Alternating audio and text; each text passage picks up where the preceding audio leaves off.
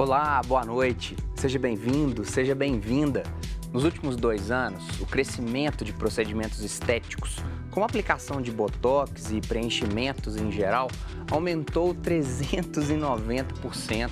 Em 2014, o percentual não passava de 17,4%. A busca pela imagem perfeita pode trazer alguns transtornos. Segundo dados da Sociedade Brasileira de Cirurgia Plástica, há cerca de 12 mil pessoas sem qualificação realizando cirurgias plásticas no Brasil, o que coloca seus pacientes em risco de erros irreversíveis, levando até à morte, como temos visto nos noticiários recentemente. O Horizonte Debate de hoje discute sobre os possíveis riscos de um procedimento realizado com um profissional não qualificado, além dos direitos do paciente e do médico em caso de resultados não esperados. Participam conosco do debate Renato de Assis Pinheiro, sócio proprietário da Assis Videira e conselheiro jurídico e científico da Anadem, Carla Carvalho, advogada e especialista em direito médico e da saúde, e Alexandre Meira, presidente da Sociedade Brasileira de Cirurgia Plástica na Regional Minas Gerais. Senhores, senhora, o que a gente está observando ultimamente é um pipocar de notícias muito tristes de mulheres que buscavam, homens também, uma melhoria estética, doutor Alexandre, pertencer, ficar mais perto daquele estereótipo da moça da novela, da revista. Como o senhor está vendo a sua especialidade, a sua profissão no centro dos noticiários? Como que a sociedade está observando isso, a Sociedade Brasileira de Cirurgia Plástica? Bom, boa noite a todos. Prazer estar aqui para a gente poder informar.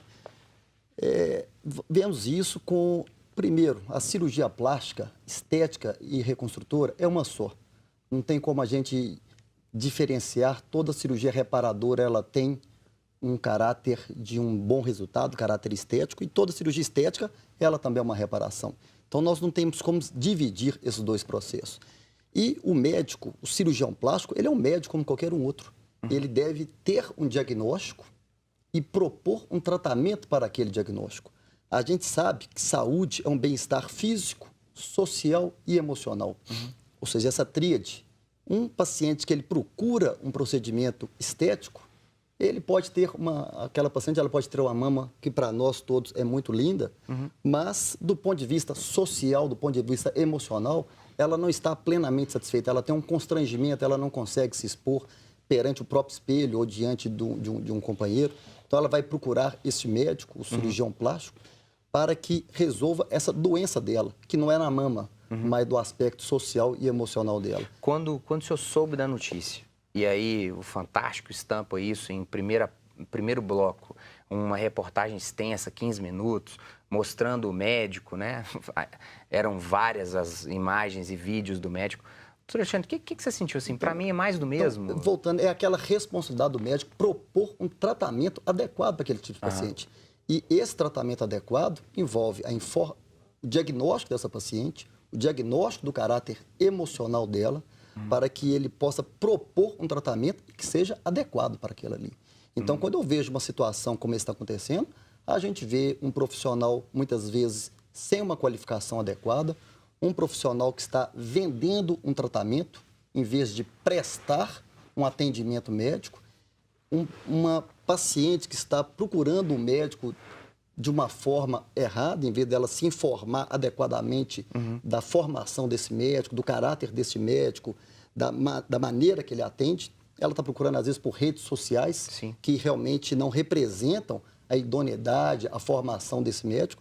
A gente vê a irresponsabilidade, muitas vezes, do próprio paciente estar procurando um médico dentro de um apartamento. Então, é igual avião caindo, né? Então, quando a gente vê uma complicação, uma questão como esta, a gente vai observar não um erro, mas uma sequência de erros cometidos tanto pelo médico quanto pela própria desinformação que esse paciente tem, ou ela tem uma informação, mas não acreditou nela. Doutora Carla, quando você esteve aqui aquela primeira vez para a gente falar de fosfoetanolamina, o programa não era ao vivo. Então, eu queria convidar você, telespectador da TV Horizonte, que está observando, assistindo os jornais, e sabe da credibilidade editorial da TV Horizonte. Eu sei que você liga o Horizonte Debate para saber o que os especialistas que a TV Horizonte convidou falam sobre o tema que no Jornal Nacional ficou pipocando o tempo todo. Converse com a doutora Carla, com o doutor Renato, com o doutor Alexandre, converse conosco, escreva no 996428473, escreva seu nome, o bairro de onde você fala, que eu vou ter a maior alegria de ler sua participação e perguntar para os doutores aqui. Doutora Carla, para você que trabalha com direito de saúde, tenho certeza que tanto médicos quanto pacientes que chegam até você, olha, eu tenho um procedimento que o médico fez aqui, eu estou deformada. Quando você viu o doutor Bumbum muito seguro na rede social e no dia seguinte, quando ele foi preso, gaguejando, né, aquele nervosismo todo, Carla, é mais do mesmo para o seu trabalho? Ou aquilo ali, de fato, chama a atenção para um problema ético que o país está vivendo? Bom, queria primeiro dar boa noite, agradecer um novo convite, é uma alegria estar aqui. Jairo, é um mais do mesmo que não representa a totalidade. Uhum. Na verdade, acho que a gente tem que diferenciar esse profissional que usa das redes sociais de maneira escandalosa, com uma exposição exagerada, a fim de agariar a clientela, então ele está realmente fazendo um comércio, como o doutor disse. Mas, infelizmente, esse tipo de profissional o número desse tipo de profissional tem crescido. A gente vê que muitas vezes são profissionais que não têm a especialização. Eles são médicos, mas não são cirurgiões plásticos, registrados nos seus conselhos. E, infelizmente, eles conseguem uma projeção muito grande dentro dessa realidade contemporânea de redes sociais que a gente tem. Então, é muita exposição, tudo muito rápido. E as pessoas estão consumindo essa informação também, não só consumindo o produto que ele vende, mas consumindo a informação rede social. Então, quando você vê um perfil como esse médico que ficou conhecido como Dr. Bumbum, e ele mesmo se chamava dessa forma, ele tinha 700 mil seguidores. Isso é algo, do ponto de vista de quem entende de marketing, extraordinário, mas que ele conseguiu justamente porque ele dava às pessoas a informação que elas queriam. Infelizmente, as pessoas estão buscando essa informação da beleza fácil, de que você consegue aí com um pequeno tratamento, talvez negociando preço, um resultado, e que a sua vida vai melhorar a partir disso. E era isso que ele vendia. Infelizmente, não dá para dizer, eu acho que falar mais do mesmo dá a impressão que é uma generalização dentro da classe. E isso a gente não pode dizer de forma alguma. Mas existe um percentual razoável de médicos que têm feito isso, uma quantidade razoável, e eles têm conseguido uma projeção muito grande. Aí, nesse sentido, dá para dizer que é mais o mesmo. Por quê? Todo dia pipoca uma notícia desse tipo. Sim. Com essa mesmo, a gente teve mais umas 3 ou 4. Só girar um pouquinho, Alexandre. Doutor Renato, o que você pensou quando toda essa maré de notícias ruins, infelizmente, óbitos? Bom, eu acredito, boa noite a todos, eu acredito que concordo com a colocação da doutora Carla, é um pouco do mais do mesmo, mas na nossa concepção talvez sim, porque nós estamos acostumados, como trabalhamos nessa área, somos especialistas na área da saúde, esse tipo de caso, vez ou outra, chega até o nosso conhecimento, tanto da parte de pacientes quanto da parte dos profissionais. Agora, eu acho que o caso do Dr. Bumbum é um grande extremo. Conversava nos bastidores com o doutor Alexandre sobre a questão dessa exposição e da busca de clientes e não de pacientes nas redes sociais. Grande parte dos profissionais gabaritados que eu conheço, que de fato são especialistas, têm uma longa história, né, na profissão, eles não dependem disso, eles não fazem porque não dependem, porque é de extremo mau gosto, é antiético. Eles não fazem porque não necessitam disso. Os pacientes são indicações de bons pacientes, de pacientes satisfeitos. Essa exposição por rede social acaba, em casos extremos como esse, sendo, em muitos casos, a única ferramenta para captar clientes e não pacientes. Dificilmente esse tipo de profissional tem indicações. Eu digo nesse extremo, como que veio a mídia nos últimos dias. Doutor Alexandre, perdão, eu te interrompi. Não, porque pegando exatamente o gancho, a medicina não é a saúde, o procedimento, não é um bem que você vende. O médico, ele não vende nenhum produto, o médico, ele não vai comercializar um tratamento. O médico, ele tem que fazer um diagnóstico, propor um tratamento a partir daquela doença, seja ela física ou emocional do paciente. Então, e é o que eu falo, cliente é uma coisa que você, se você não tiver o produto, você encomenda, ele vai chegar pronto daqui a 2 dias, 3 dias, daqui a 1 ano. O tratamento médico, o paciente, você não vende nenhum tratamento para ele. Você propõe um tratamento para ele, você não pode prometer o resultado. Você pode prometer toda a assistência, toda a sua qualificação, tudo que tem um fundamento científico para tratar esse paciente. Mas jamais prometer o resultado, que é o que a gente muitas vezes vê nas redes sociais, esses grandes booms de redes sociais, mostrando pré e pós, que são proibidos pelo CRM. Sim. Mostrando, às vezes, aquele glamour todo, propondo, levando o paciente a crer que ela vai ser muito feliz com aquele doutor fantástico, e isso não existe na medicina. Então, o médico, ele não é um comerciante de botox, ele não é um comerciante de preenchedores, ele não é um comerciante de cirurgia, ele é apenas um médico que tem a obrigação de examinar o paciente pessoalmente, de examinar o corpo, de examinar a mente, a emoção dela, e propor tratamento dentro da realidade daquela pessoa. Bacana. Sem dúvida nenhuma. Nos próximos 2 blocos, eu acho que o que a gente fez aqui agora, eu costumo brincar que o primeiro bloco é a oferta do material do banquete. Eu acho que o que a gente ofereceu aqui agora foi um pouco do talher, um pouco do corte. Porque há uma questão muito clara de dizer que um procedimento estético não é algo como você levar o seu carro e colocar uma peça nova, um acessório novo nesse carro, mas, ao mesmo tempo, desse paciente entender que o corpo dele não é essa peça para receber um ser biônico, um ciborgue, né? Nós vamos para esse segundo e terceiro bloco. Vamos para um breve intervalo. Até daqui a pouquinho.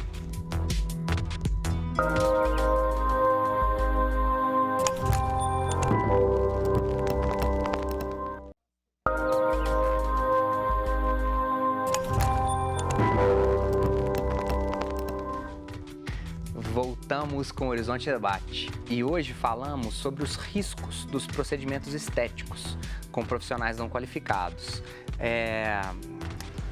Renata, Alexandre, Carla, a Donna Haraway, uma socióloga feminista, estudei muito Donna Haraway no mestrado, o João Leite adorava, ela vai falar em um ótimo texto como se fosse um manifesto ciborgue, como se o ser da modernidade, da pós-modernidade, ele tivesse um ideal perfeito.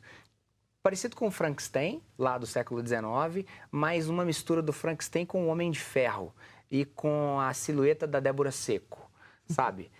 O peito, o bumbum, o braço, e aí, ao mesmo tempo, o antidepressivo, o remédio para ansiedade, o remédio para dificuldade de ereção. Ou seja, a gente tem que caminhar como um ciborgue porque nos determinam que seja desse jeito. Parecido, doutor Alexandre, com aquele carro que não tem nenhum perfil aventureiro, mas a montadora o pega, coloca o step atrás, coloca umas faixas aventureiras e dá uma ideia de que você pode colocar aquele carro e ir para uma trilha em Macacos. Você vai ficar na mão. Que ética que é essa que a pessoa busca?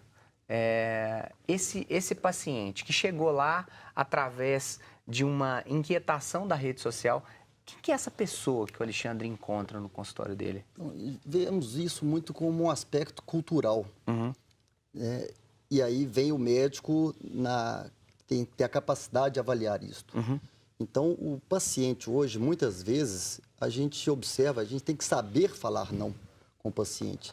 Esse paciente, muitas vezes, ele estava feliz até ontem, ou anteontem, até o mês passado, e ele começa a observar numa rede social, ela começa a ver uma amiga ou uma prima que fez uma cirurgia, que ficou satisfeita, e ela começa a se olhar de uma forma diferente, né? Então, ela começa, muitas vezes, a buscar algo que não é nem para ela. Né? Ela vê aquela mama que ficou redondinha porque colocou implante de silicone e aquilo ali não faz parte do biotipo dela. Ela era feliz até ontem e passou a não ser por essa questão cultural da mídia ou de algum familiar ou de algum amigo e ela vai querer fazer isso. Então, o médico tem que saber identificar isto e trazer essa pessoa para a realidade dela, para ver até que ponto realmente ela está precisando disto, até que ponto ela está fazendo aquilo ali por uma influência externa de um namorado, de um marido, ou de uma da falta perda, deles. ou da falta deles, que ela está se sentindo. Mas, quer dizer, será que a mama ela vai ser esse diferencial na vida sexual dessa pessoa, por exemplo? Né? Tem essa questão, e trazer ela para a realidade do biotipo dela, a questão da expectativa, que muitas vezes ela vê uma imagem de uma artista, de uma fotografia, e que aquilo ali jamais nós vamos conseguir dar para ela aquela imagem. E ela vai ficar insatisfeita. Então, Agora, isso é extremamente preocupante e nós vemos quantos casos bem operados, muitas vezes, com paciente infeliz. Por quê? Porque faltou um diagnóstico da expectativa, faltou trazer essa paciente para a realidade Agora, dela. doutor Carla, rapidinho. Você já realizou algum procedimento mal sucedido? Se você tiver, né, passado por essa desagradável experiência, conta pra gente sua experiência pelo nosso WhatsApp, pelo número 99642-8473. Doutora Carla, tem uma pergunta diretamente para a senhora. O Rogério Lara, lá do Gutierrez, ele pergunta para ti. Na sua opinião, que tipo de controle preventivo, eu acho que é um gancho interessante do que o Alexandre havia colocado, deveria ser feito para coibir esse tipo de prática, que só vem à tona quando a mídia divulga casos estarrecedores como esse? A gente inclusive, estava conversando antes de entrar aqui, a necessidade do Conselho fazer uma fiscalização mais efetiva. Muitas vezes, existe uma normativa do Conselho, especialmente sobre esse uso de redes sociais, que é de uma certa forma, um indício do problema, né? Ele leva um pouco ao problema. Só para a gente ressaltar, o médico não pode fazer aquilo que esse cidadão chamado Dr. Bumbum fazia. Uma selfie dizendo assim, olha, eu ponho 800 mililitros e normalmente junto com o paciente, fazendo o procedimento. A resolução do Conselho, com a alteração de 2015, ela fala especificamente da selfie, proibindo que ela seja utilizada. Se o seu médico está fazendo isso, ele está incorrendo... Isso já pode te acender uma luz vermelha, ter alguma coisa errada. Um dos erros mais graves condenados no Conselho é exatamente a exposição do paciente. O tal do antes e depois, do tratamento tudo, médico. mostrar o paciente hoje, nem com consentimento do paciente é permitido. Toda publicação... Porque isso mostra uma promessa de resultado. Sim. Coisa que o médico não pode fazer. Então, se você mostra um pré e um pós-operatório, você está fazendo aquele paciente crer que você atribuiu aquele resultado. Para aquela paciente, você não pode repetir isso em outro paciente. Então, ele é proibido de fazer isso. Toda publicação em rede social. A gente está falando do médico, mas isso vale para o profissional de saúde de uma maneira geral, porque os códigos das outras profissões, eles imitam muito da medicina. Ela deve se dar com objetivo educativo. Então, eu posso explicar para o paciente sobre um procedimento, posso explicar sobre os riscos do procedimento, inclusive. Seria bom que se explicasse, né, doutor, nas redes sociais. Mas eu não posso dizer para ele o que ele vai conseguir com isso. E o que a gente vê, e eu estava puxando o gancho em cima da fala anterior, é que esse outro lado que leva o paciente a buscar um tratamento, uma cirurgia, ele também tem uma ligação direta com o índice de processos depois, as questões de insatisfação que geram processos judiciais. O paciente que normalmente processa um médico ou, de alguma forma, passa a questionar a violação dos direitos dele num procedimento estético, é esse paciente que não foi bem esclarecido sobre os riscos, que não teve uma boa relação médico-paciente, a gente ainda conversou, é esse paciente que não recebeu indicação do médico e sim encontrou lá um preço bom por uma boa propaganda na rede social. Aí eu vou puxar agora a pergunta do Felipe Musi, do Prado. Ele havia colocado para você de novo, mas eu vou passar essa pergunta para o Renato, que é exatamente sobre isso. Como fica a responsabilização civil do profissional médico e do hospital onde a cirurgia vai ser feita, que tolera tais práticas quando esse paciente ele acaba tendo um problema? Como proceder? Bom, como proceder, né? Quando ocorre algum erro, e a gente tem que ter uma distinção muito grande disso, hoje o que se vê na mídia, o que se vê nesse tipo de divulgação, igual ocorreu recentemente no caso do Dr. Bumbum, é falar em erro médico, só que nem todo insucesso e nem toda insatisfação significa que houve um erro. Então, o primeiro ponto é determinar se de fato houve um erro. Trabalhar com a satisfação do cliente, trabalhar com expectativas, são conceitos muito subjetivos. Então, é o que o doutor Alexandre falou, conhecer o paciente, receber o paciente e oferecer um tratamento. E muitas vezes baixar essa expectativa que pode ser fora da realidade. Tem gente que quer salvar o casamento com uma cirurgia. Exato. Ou ver uma modelo né, e apresenta para o cirurgião a foto, quero ficar assim. Tem cirurgião que topa, você vai ficar assim. É um típico caso aí de promessa de resultado e implica em erro. Nesse caso, há clara responsabilização, tanto do profissional quanto do hospital. São casos que são difíceis de comentar genericamente, porque depende de cada caso. Até nós comentamos nos bastidores também, o próprio caso que veio à mídia recentemente, é difícil de comentar especificamente, tendo acesso só a notícias que nós vimos pela mídia, que nem sempre traduzem a realidade. Ninguém aqui viu o prontuário, nós não conhecemos os detalhes. Mas havia... Se havia, sim. Agora, a via de regra para esses casos de insatisfação é identificar se houve ou não um erro, e aí sim ir para a via judicial, tanto contra o profissional quanto contra o hospital. Sim. O Adinaldo, lá do Funcionários. Ô, Adinaldo, obrigado. A sua frequente participação só deixa o programa mais bonito, mais interessante. Ele vai colocar o seguinte comentário, eu vou abrir para vocês três. Nos últimos tempos, muitas profissões da área da saúde têm se preocupado em oferecer aulas de marketing para os graduandos. E outras empresas que também têm oferecido isso. Isso é importante porque hoje muitos profissionais da saúde são autônomos trabalhando em serviço terceirizado em grandes hospitais. O marketing profissional não deveria ser trabalhado à luz dos respectivos códigos de ética profissional? Isso começa na universidade, pois pelas redes sociais presenciamos constantemente o profissional e alunos expondo fatos com os pacientes. O erro está na formação, doutor Alexandre, você acha? O marketing tem que andar lado a lado com a ética e legislação.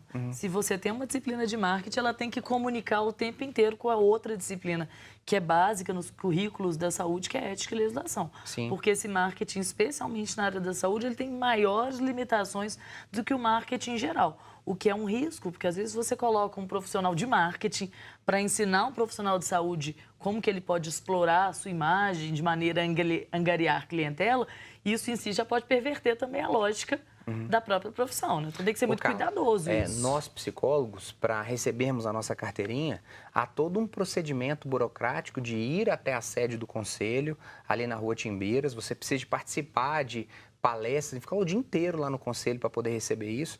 E acho interessante pensar que muitas dessas equipes de marketing, publicitários ou indivíduos especializados em marketing, eles dão sim esse suporte. E aí a coletânea de ideias, que é a agência de publicidade que tem os conteúdos do Jair Stacanelli divulgados, é uma turma muito bacana e ética para poder colocar isso aí. Não, a gente tem profissionais do marketing especializados, eu conheço algumas agências aqui em Belo Horizonte que prestam serviços específicos para profissionais de saúde. Não é para encher o consultório do cara, é para poder... O que a gente tem que tomar cuidado é que justamente o marketing na área da saúde, ele tem muitas especificidades em relação ao marketing em geral. Sim. Então, se um profissional de saúde estiver buscando, por exemplo, uma agência, uma assessoria, é legal que ele tenha em mente buscar um profissional que seja capacitado para prestar o serviço para ele especificamente, porque senão ele corre o risco de esvair para o outro lado.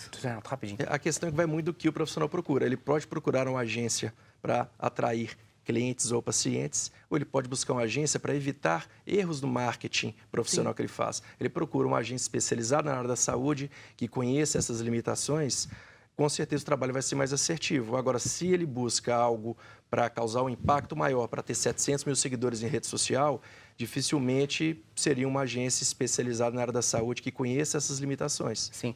No terceiro bloco a gente vai voltar com isso, doutor Alexandre, e a gente retoma exatamente desse ponto. Você sabia que você pode comprar 50 mil seguidores por R$240? Cuidado na hora que você abre o perfil dessa pessoa que você está pesquisando. Não é barato, não é muito caro ter tantos mil seguidores, não. Vamos para um breve intervalo. Voltamos daqui a pouquinho.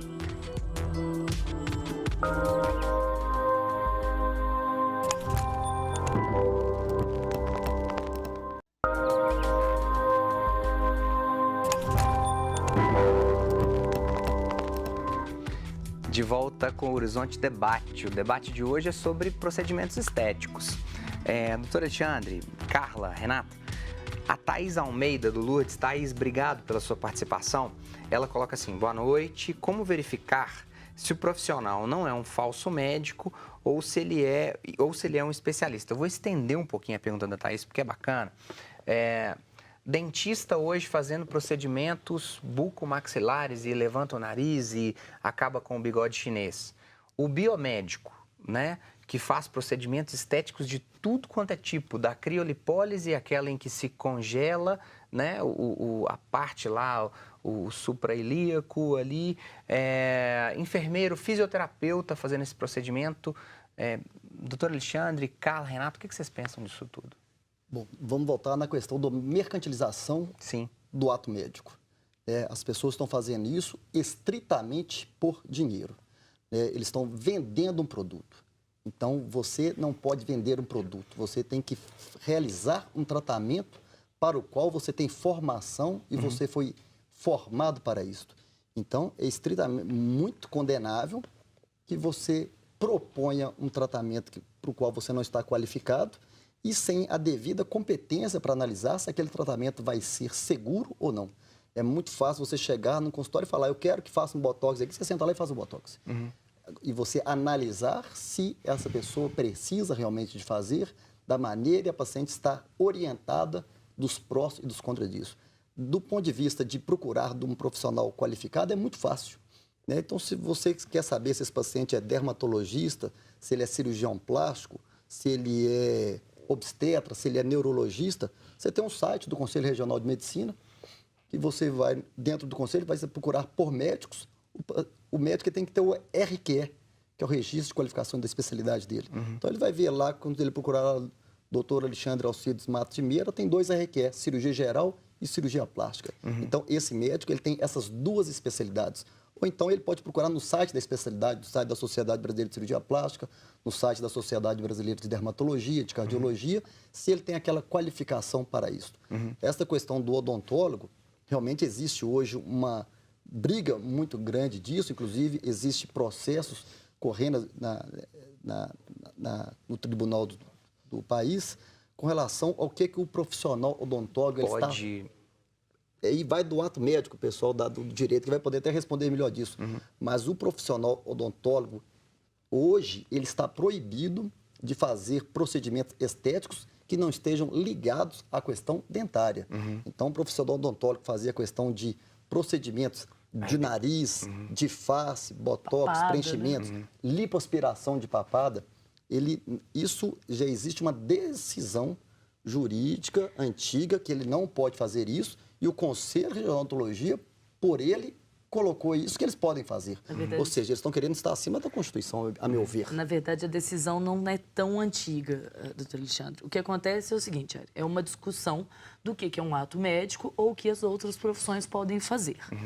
E existe, obviamente, uma briga entre os conselhos, entre o que se pode e o que não se pode. Eu acho que o conselho que mais encabeçou essa briga foi realmente o da odontologia. Há alguns anos, se eu não me engano, 2010, foi feita uma resolução conjunta entre o CFM e o CFO, em que eles estabeleceram que só era possível ao odontólogo fazer o procedimento que tivesse ligação com a funcionalidade mesmo da área buco-maxilar. E isso, mais ou menos, deixou a base para dizer que eles não podem fazer o procedimento que tem meramente finalidade estética, porque não teria essa lógica da funcionalidade, da preservação da mastigação e etc. Houve uma mudança no entendimento dentro do Conselho Federal de Odontologia, e então ele fez uma primeira, se não me engano, foram 2 resoluções, em que ele expressamente falou da possibilidade do odontólogo fazer o procedimento da bichectomia, da redução da papada, da aplicação do botox. E isso fez fervilhar nos consultórios odontológicos a oferta por uma questão muito em ponto de vista de mercado. A gente sabe que tem alguns odontólogos que até foram responsáveis, mas muitos fizeram um cursinho de fim de semana para fazer esses procedimentos. Você pensar uma residência médica que vai te preparar é muito mais complexa nesse estudo.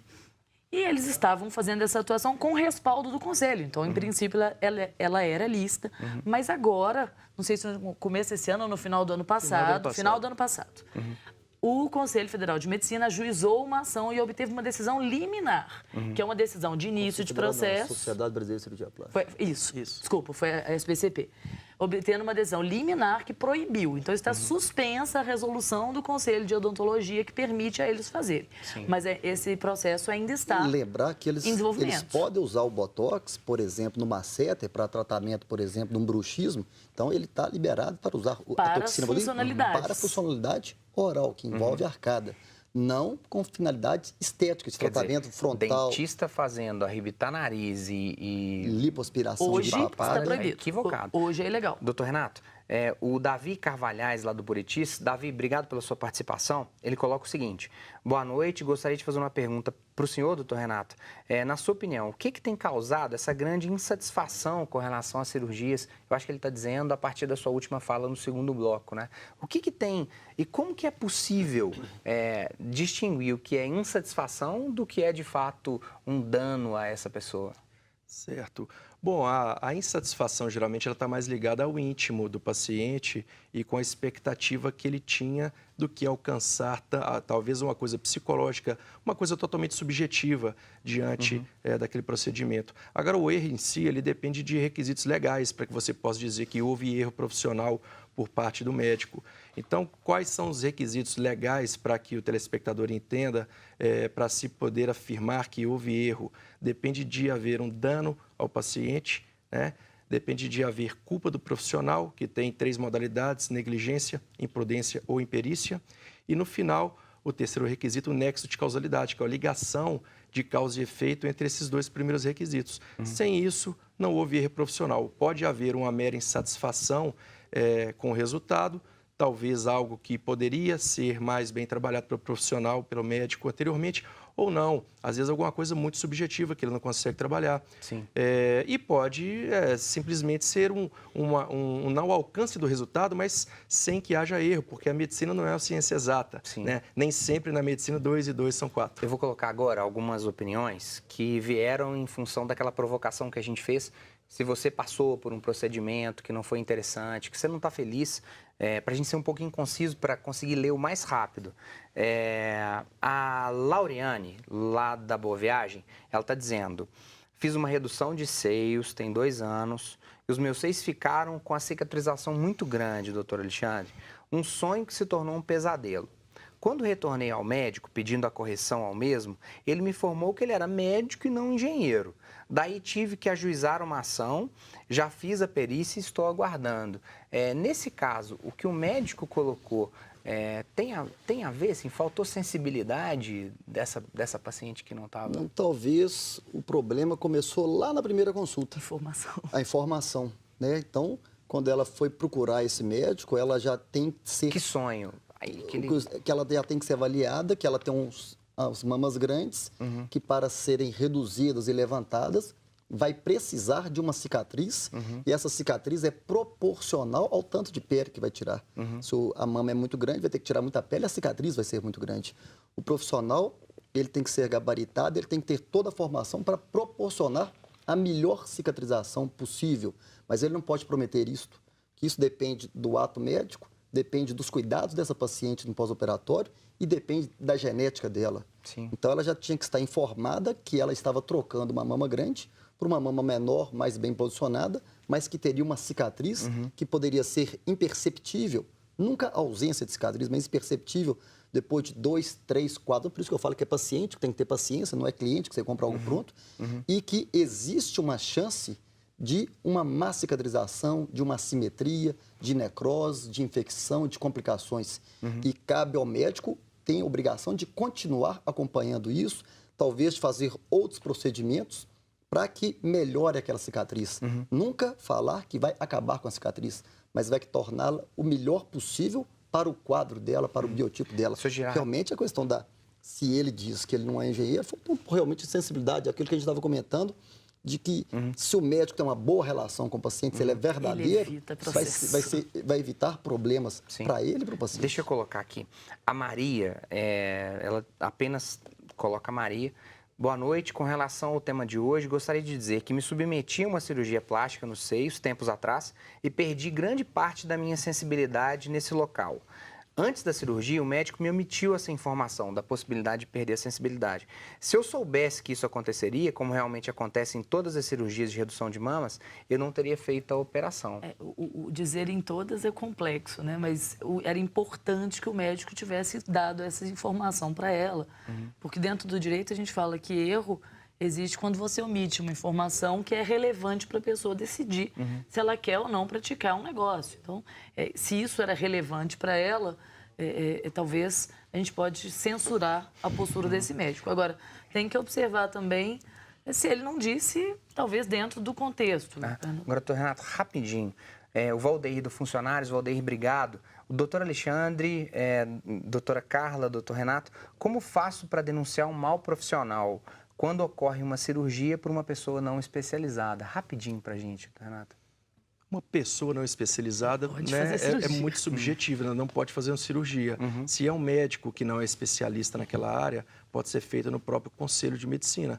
Tá? Tem o Conselho Regional de Medicina aqui de Minas Gerais. Agora, uma pessoa, se não for um médico, queixa na polícia. Sim, porque é um crime, legal. É um exercício legal da profissão. Polícia e Ministério Público. Agora, só uma última coisa, Jairo, é porque o médico, apesar de não ser recomendável fazer uma cirurgia plástica com uma pessoa que não tenha o registro, ele pode operar. Ele pode. Perfeito. Renato, Carla, Alexandre, alegria tê-los. Chegamos ao final dessa edição. Participe conosco e fique conosco no próximo programa. Até a próxima quarta-feira. Um abraço. Tchau.